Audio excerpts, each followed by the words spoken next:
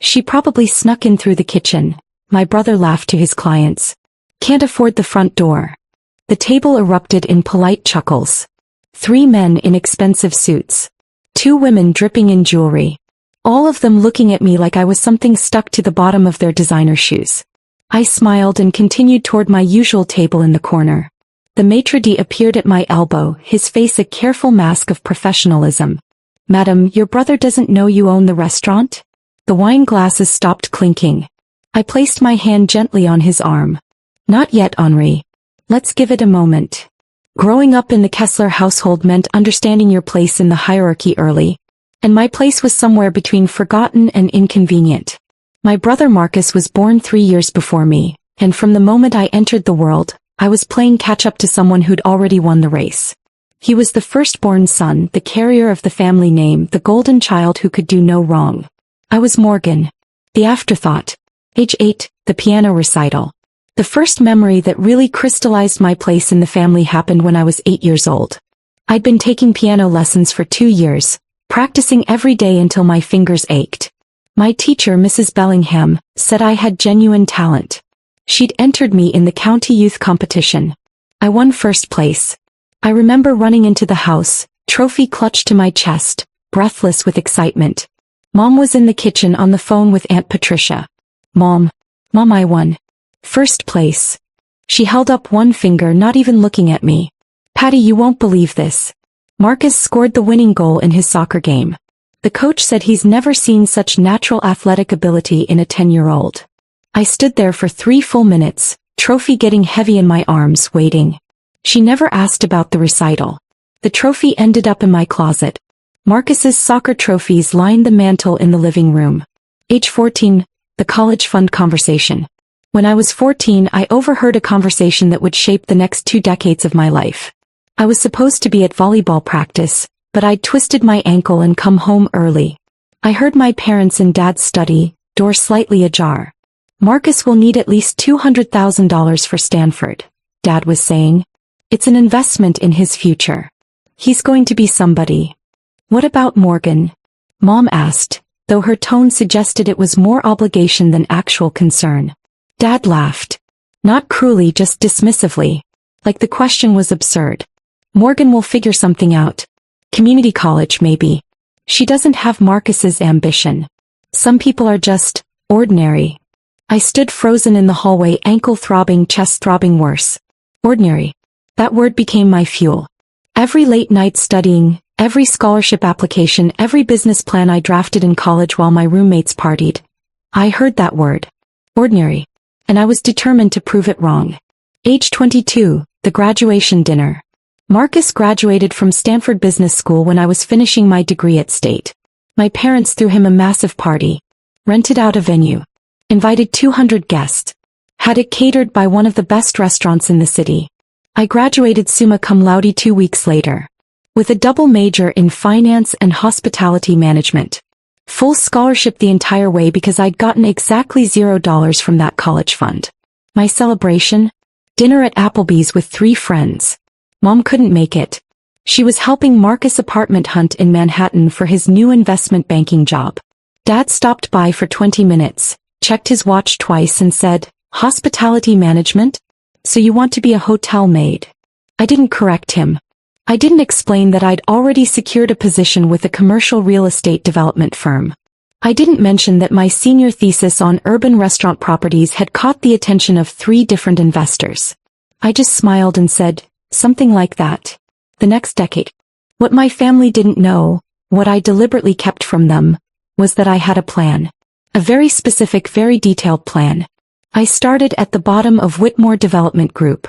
Property analyst. 60-hour weeks. Learning everything about commercial real estate, restaurant operations and hospitality investment.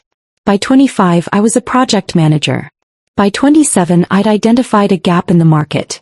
Mid-tier cities with emerging food scenes desperately needed high-end restaurant spaces with proper infrastructure. I took every bonus, every commission, every penny I'd saved and I invested it. I found partners who believed in my vision. Small investors at first, then larger ones as my track record grew. By 29 I'd acquired my first building. A former warehouse in a gentrifying neighborhood that I converted into a boutique food hall. It was valued at $2.3 million within 18 months of opening. By 31 I had 5 properties. By 33 I had 12. Today at 34 years old I own Kessler Holdings, though nobody in my family knows the name. We specialize in high-end restaurant real estate and hospitality venues. Our portfolio is valued at $340 million. I personally own 81% of the company. My annual income last year was $15 million. And one of my crown jewels? Lumiere. The restaurant where my brother Marcus was currently entertaining clients. I'd purchased the building 3 years ago for $8.5 million. The restaurant itself, which I owned outright, not just the property, had become one of the city's most prestigious dining establishments. 3-month waiting list. $400 average check. 94-point rating from every major food publication. My family had no idea. I'd kept it that way deliberately. Partly because I wanted my success to be mine, untainted by their sudden interest once they realized I wasn't ordinary. Partly because there was a small, petty part of me that wanted to see how they'd treat me when they thought I had nothing. The answer? Exactly as they always had. Tonight was about to change everything. I hadn't planned to be at Lumiere tonight. I was supposed to be in Chicago, closing on a new property acquisition, a $12 million restaurant space that would become our flagship Midwest location. But the deal had closed 3 days early. And when my assistant mentioned that Marcus had made a reservation at Lumiere for tonight, using my name as a reference no less, claiming we were close, something in me wanted to see exactly what he'd say. So I'd flown back, changed into a simple but elegant black dress. Nothing flashy. No jewelry except my mother's old watch, the one piece she'd given me, back before Marcus became the center of the universe. I'd arrived 30 minutes after Marcus and his party deliberately walked in through the front door like any other guest. The hostess recognized me immediately, of course. Sophia had been with Lumiere since opening night. Miss Kessler. We weren't expecting you. Your usual table. Please. And Sophia? I'd like to remain unannounced for now. She understood immediately. Staff at my properties knew my preference for anonymity. It's how I'd gotten honest feedback about operations for years. I was seated at my corner table, partially obscured by a beautiful arrangement of orchids, when I heard Marcus's voice carry across the dining room. This place is impossible to get into, you know. 3-month wait. But I know the owner. He was speaking loudly enough for neighboring tables to hear. Classic Marcus. Family connections. His clients looked suitably impressed. I opened my menu, though I knew it by heart. Executive Chef Thomas and I had spent 6 months perfecting it. That's when Marcus noticed me. I watched recognition flicker across his face. Then confusion. Then that familiar smirk that had been directed at me since childhood. "Excuse me for a moment," he said to his table and walked over. "Morgan." He looked at my table setting, my dress, his expression halfway between amused and incredulous. "What are you doing here?" "Having dinner." "Here? At Lumiere?" He laughed, not bothering to keep his voice down. "Do you know what the average check is at this place? $400 per person approximately." "Exactly. This restaurant is above your level, Morgan. How did you even get a reservation? Actually, don't tell me, did you use my name?" I took a sip of water. "I have my own name, Marcus." He leaned closer, voice dropping to what he probably thought was a concerned whisper but was still perfectly audible. "Look, I'm with important clients. This is a $2 million deal I'm closing tonight. I can't have you here looking." He gestured vaguely at me. "Like you don't belong. I'm just having dinner. The maitre d' obviously made a mistake letting you in. Let me handle this." He straightened up and snapped his fingers. Actually snapped his fingers at Henri, who had been the maitre d' at Lumiere since day one and was worth approximately 100 of my brother. Henri approached, face professionally neutral. "Sir, there's been some kind of mistake. My sister somehow got a table, but this restaurant isn't really her scene. She should probably be redirected somewhere more appropriate. There's a diner 2 blocks over." Henry's expression flickered just briefly. "I'll make it worth your while," Marcus added, pulling out his wallet. $100 to handle this quietly?" I said nothing. Just watched. Henri turned to look at me, question in his eyes. I gave an almost imperceptible nod. Sir, Henri said, turning back to Marcus, I believe there may be some confusion about the situation. No confusion. She's my sister. I know her financial situation. Trust me, she can't afford to be here. This was the moment. I could feel it building like pressure before a storm. Henri straightened to his full height. Madam, your brother doesn't know you own the restaurant? The wine glasses stopped clinking. The words hung in the air like smoke. Marcus blinked. Once. Twice. I'm sorry, what? Miss Kessler, Henri continued, and I saw the exact moment my brother registered the name, is the owner of Lumiere. She has been since we opened 3 years ago. That's... Marcus shook his head. That's not possible. This is a joke, right? Some kind of prank. I remained seated, calm, watching my brother's world rearrange itself in real time. I assure you, sir, it is not a joke. Henry's voice was ice. Miss Kessler owns not only the restaurant but the entire building. She is also my employer. Marcus's face went through an interesting series of colors. Red to white to a strange grayish hue I'd never seen on him before. Morgan. He turned to me, voice cracking slightly. Is this true? I took another sip of water. Behind us, I heard the murmur starting at Marcus's table. His clients were definitely watching now. Miss Kessler? Henri asked quietly.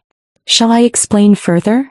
Perhaps you could show my brother to my office after dessert, I said. I believe we have some things to discuss. Of course, madam. Henri paused. And regarding his reservation tonight, should I inform Chef Thomas? Who made the reservation? Your brother, madam. He claimed you were siblings and that you would want him to have our best table. He also mentioned several times that you were close. I let that sit for a moment. Marcus had used my connection, a connection he didn't even know existed, to impress clients. Had probably been doing it for months, given the reservation backlog. I see. Please let Chef Thomas know I'd like to meet with him briefly. Henri nodded and retreated. Marcus was still standing at my table, seemingly frozen. His clients were openly staring now. You should return to your table, I said quietly. Your clients are waiting. Morgan, I don't understand. How is this possible? You work at some small company.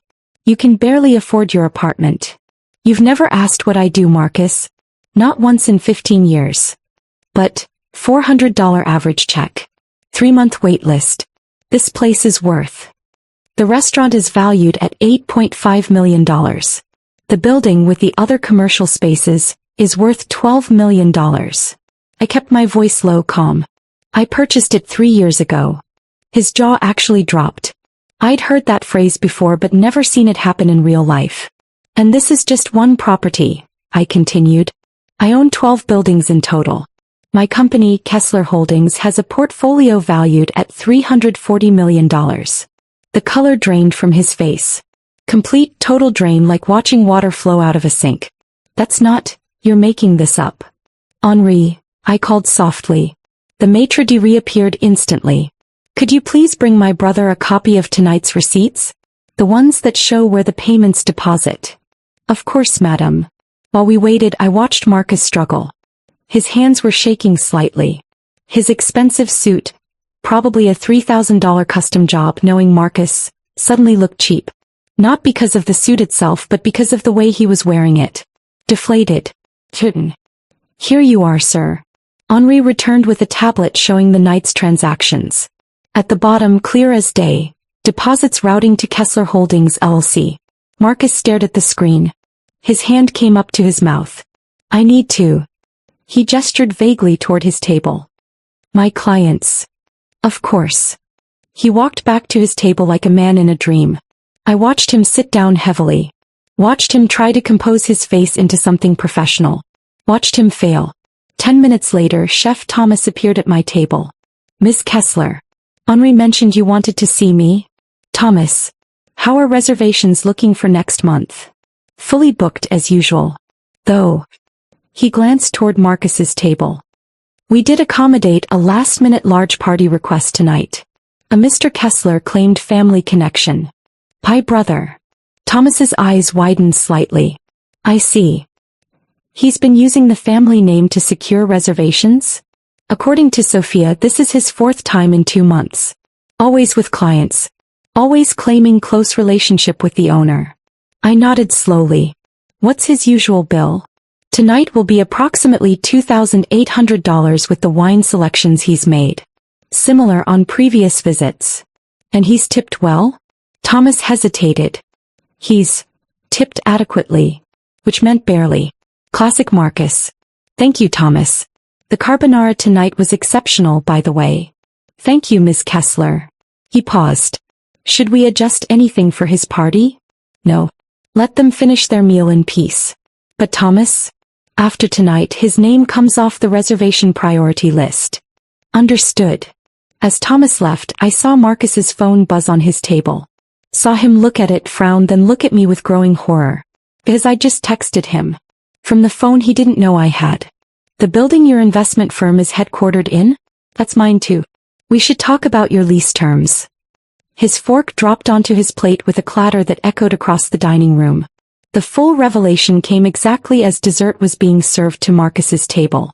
I hadn't planned it this way, but timing has always been my strength. In real estate, in business, in life. You learn to wait for the perfect moment.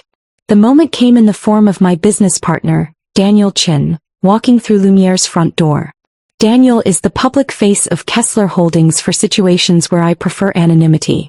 He handles the high-profile negotiations, the press interviews, the industry events. He's also brilliant, ruthless, and fiercely loyal. Tonight he was arriving for our scheduled post-acquisition celebration dinner. We were supposed to be marking the Chicago deal closure. Morgan. He spotted me immediately, striding over with his characteristic energy. Congratulations on closing early. $12 million for the Michigan Avenue property. Chin from Singapore is still crying about being outbid. He said this loudly enough to carry. Daniel always did have a flair for the dramatic. At Marcus's table, heads turned. Daniel. I stood to greet him. Thank you for meeting me here. Of course. Your assistant said you wanted to review the quarterly numbers over dinner. He pulled out a leather portfolio.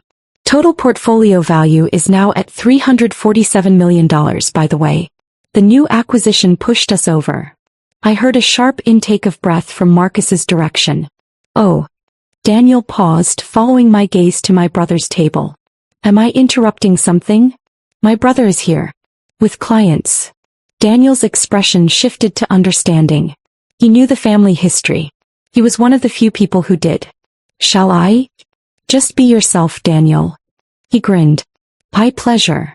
What happened next unfolded with the precision of a well-orchestrated symphony. Daniel walked to Marcus's table, all confidence and professional charm. Good evening. I'm Daniel Chin, managing partner at Kessler Holdings. I noticed you looking at my colleague. Marcus's clients straightened in their seats. The Kessler Holdings name I knew would be familiar to anyone in investment banking. We'd been featured in Forbes last month. Kessler Holdings? One of Marcus's clients, an older man with silver hair, looked between Daniel and me. The real estate development firm? You just acquired the Hurtful building in Chicago. Indeed. Miss Kessler closed that deal just yesterday. Daniel gestured toward me. She prefers a lower profile, but I can assure you she's the driving force behind our entire operation. The silver-haired man's eyes went wide. Miss Kessler. As in. He looked at Marcus. Your sister? The one you said works at some small company? Marcus's face went pale. His mouth opened, closed, opened again. The one who snuck in through the kitchen? One of the women at the table added, her voice cooling noticeably. She owns this restaurant, Henri added, appearing with perfect timing. And the building. And I believe the building where your offices are located, Mr. Kessler. We received confirmation this afternoon. Dead silence. Marcus's hand knocked over his wine glass. Deep red Bordeaux spreading across the white tablecloth like blood. There's been some mistake. His voice was barely a whisper. No mistake. Daniel was enjoying this, I could tell. Kessler Holdings acquired 414 Commerce Street 18 months ago. Your firm, Marcus Kessler Investment Partners, occupies floors 8 through 10. Your lease comes up for renewal in. He pretended to think. For months, isn't it? One of the women at the table, the one with diamond earrings, pushed back her chair. Marcus, you told us you had family connections to the owner here. You said you were close. We are family. You told me your sister couldn't afford a decent apartment. You said she was ordinary, the silver-haired man added. Those were your exact words. My sister is ordinary, but I'm the successful one in the family. Marcus's other client, who had been silent until now, stood up abruptly. I think we're done here. The deal, Marcus started, is off. The man straightened his tie. I don't do business with people who lie about their own family. If you'll diminish your sister like this, what would you do to a business partner? One by one Marcus's clients stood and left. I watched my brother sit alone at that massive table, wine still spreading across the cloth, his phone buzzing with what I could only assume were damage control texts from his firm. He looked up at me. For the first time in my life, I saw fear in Marcus Kessler's eyes. Not the sharp, confident contempt I'd grown up with. Not the dismissive amusement he'd directed at me for decades. Just fear. Morgan. His voice cracked. I didn't know. I know you didn't. How long have you been building this? 15 years. Since Dad said I was too ordinary for the family college fund. His face went even paler. You heard that. I heard everything, Marcus. Every comparison. Every dismissal. Every time Mom forgot my achievements. Every time Dad invested in your ventures while telling me to figure something out. I remained calm, seated, my voice never rising above conversational level. I heard it all. And I built this anyway. I'm sorry. We didn't. I'm not interested in apologies, Marcus. I never was. Henri appeared at my elbow. Miss Kessler, the staff would like to know how to handle the bill for your brother's table. I considered for a moment. Charge it to his account as usual. He can afford it. For now, I didn't add. But we both heard it anyway. Immediate consequences. The next 72 hours unfolded like dominoes falling. First, the clients who had walked out on Marcus talked. In the world of investment banking, reputation is everything. By noon the next day, I'd received 4 separate phone calls from industry contacts asking if it was true that Marcus Kessler had been publicly exposed as a fraud and a liar at one of the city's most prestigious restaurants. I neither confirmed nor denied. I didn't have to. The story had already taken on a life of its own. Second, Marcus's firm began hemorrhaging clients. The first major withdrawal came at 9:47 a.m., a $15 million account that had been with him for 6 years. The client sent a brief email. We prefer to work with people of demonstrated integrity. By end of business that first day, Marcus had lost $47 million in managed assets. Third, his partners at the firm demanded answers. I know this because Marcus called me 17 times that day.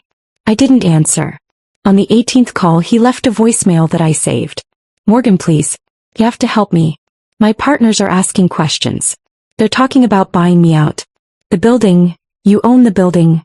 Please, we need to talk about the lease. We can't operate if you don't renew. Please call me back. I didn't call back. Escalating consequences. 1 week later, the situation had intensified. Marcus's investment firm, which had been valued at $35 million, was now facing a serious liquidity crisis. Major clients had withdrawn a total of $89 million in assets under management. His partners had initiated buyout proceedings. More importantly, I had received a very interesting phone call from our family attorney. Miss Kessler, this is Raymond Chin, no relation to your business partner. I handle your parents' estate planning. I know who you are, Mr. Chin. Then you may also know that your parents have substantial investments in your brother's firm. Approximately $2.3 million of their retirement portfolio. I didn't know that actually. But I'm not surprised. They're concerned. Very concerned. They've asked me to reach out to you on their behalf. I let the silence stretch. They would like to arrange a meeting. To discuss family matters. I'm sure they would. 3 days later, my parents showed up at Lumiere without a reservation. Henri called me immediately. Miss Kessler, there are 2 people at the front who claim to be your parents. They're insisting on seeing you. They say it's urgent. Are they making a scene? Not yet. But your mother appears to be crying. I was in my office above the restaurant reviewing acquisition proposals. I considered for a moment. Show them to the private dining room. I'll be down in 15 minutes. When I entered the private dining room, my mother jumped to her feet. She'd been crying. Henri was right. Her mascara was smeared, her usually perfect hair slightly disheveled. Morgan. Thank God.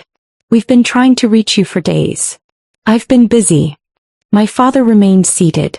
He looked older than I remembered. Grayer. Smaller somehow. Sit down, Morgan, he said, still trying for authority. Still reaching for the power dynamic that had defined our relationship for 3 decades. I remained standing. We need to talk about Marcus, Mom said quickly. He's in trouble. His firm is collapsing. And our retirement. We invested everything with him, Morgan. We trusted him with everything. I'm aware. You have to help him. You're his sister. Family helps family. I let that statement sit in the room for a long moment. Family helps family, I repeated. That's interesting. I don't remember you helping me when I needed money for college. I don't remember anyone helping me when I was starting my company with nothing but determination and a maxed-out credit card. That was different. Was it? How? My father finally spoke up. You never asked for help. I did ask. I asked for years. You told me I was ordinary. You told me I'd figure something out. You invested $200,000 in Marcus's education and $0 in mine. We thought Marcus had more potential. You were wrong. The words hung in the air. Simple. Undeniable. Morgan. My mother's voice was pleading now. If Marcus's firm fails, we lose everything. Our house. Our retirement. Everything. That sounds like a consequence of your investment decisions. Please. He's your brother. He's the man who told his clients I snuck in through the kitchen. Who said I couldn't afford the front door of my own restaurant. Who has spent 30 years telling everyone who would listen that I'm nothing. Kept my voice steady. Come. And you enabled every word of it. My father stood up suddenly, face reddening. Now listen here. No. The word stopped him cold. You listen. For the first time in my life, you're going to listen to me. I pulled out a chair and sat down. After a moment, my father sat too. Here is what's going to happen. Marcus's firm is going to collapse. That's inevitable now. His reputation is destroyed, his partners are abandoning him, and his clients are gone. I'm not going to save it.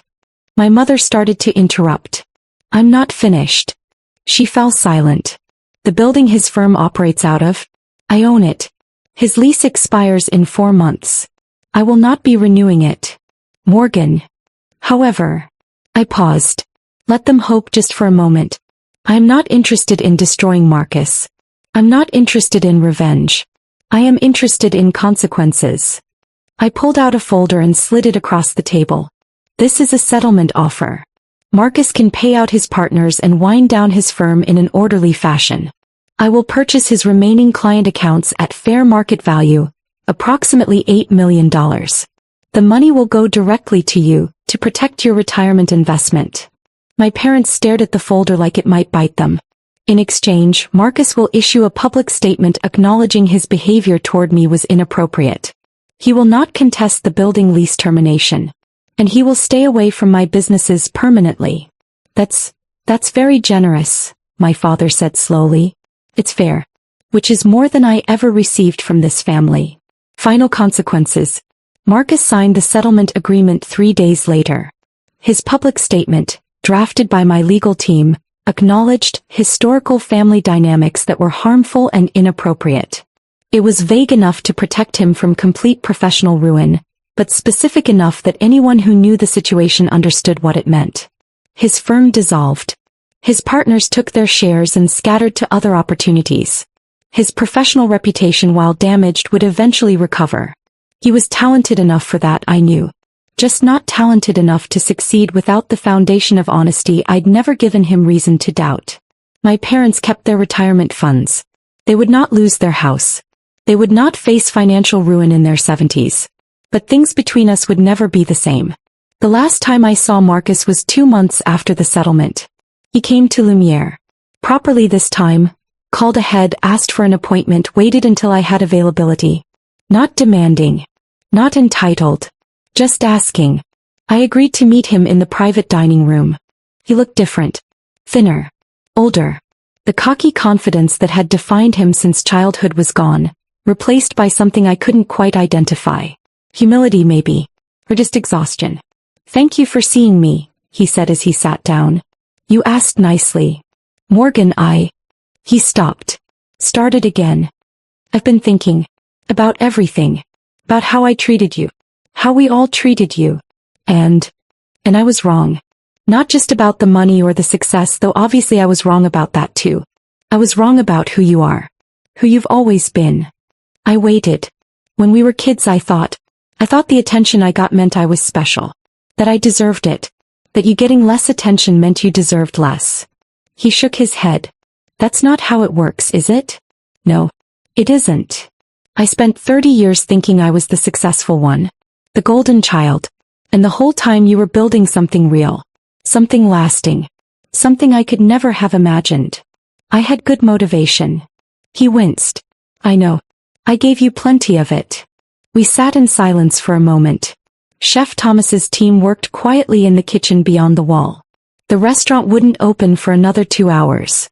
For now it was just us. "I'm not asking for forgiveness," Marcus said finally. "I know I don't deserve that. But I wanted you to know that I see it now. All of it. And I'm sorry." I considered my response carefully. "Marcus, I spent a long time being angry at you. The mom and dad. At the whole family dynamic that made me feel worthless. That anger drove me for years. It pushed me to succeed. So I helped you in a way?" "No." The word was gentle but firm. "You hurt me. You all did. The success I built isn't because of you. It's despite you. I want to be clear about that." He nodded slowly. "But I don't want to carry that anger anymore. It's heavy. And I've accomplished everything I set out to accomplish. I don't need it." "So where does that leave us?" I thought about it. Really thought about it. "We're not going to be close. That ship sailed years ago. The relationship you destroyed, the trust you broke. Those things don't come back. Not fully. I understand. But we can be civil. We can be at family events without drama. We can acknowledge each other as siblings without pretending we're something we're not. That's more than I expected. It's more than you deserve." I said it without malice. Just truth. But I'm choosing it anyway. For myself. Not for you. He stood up, seemed about to extend his hand, then thought better of it. "Thank you, Morgan. For the settlement. For hearing me out. For all of it." "You're welcome." He walked to the door, then paused. "The restaurant really is exceptional, by the way. The carbonara especially. I'll tell Chef Thomas." He left. I sat alone in the private dining room for a long time after that. Thinking about the journey that had brought me here. The 8-year-old with the trophy no one acknowledged. The 14-year-old who heard herself called ordinary. The young woman who built an empire from nothing but determination and spite. Now, the 34-year-old who owned 12 buildings, employed 400 people, and had just closed the most satisfying chapter of her life. My phone buzzed. "Daniel. Singapore is back on the table for the Chicago property. They're offering $18 million. Want to discuss?" I smiled. "On my way. Dinner at Lumiere after to celebrate." "Your usual table?" "Always." I stood up, straightened my dress, and walked out into my restaurant. My building. My life. The past was the past. The family that raised me would never fully understand me, and I'd stopped needing them to. But the future? That belonged to me. And it was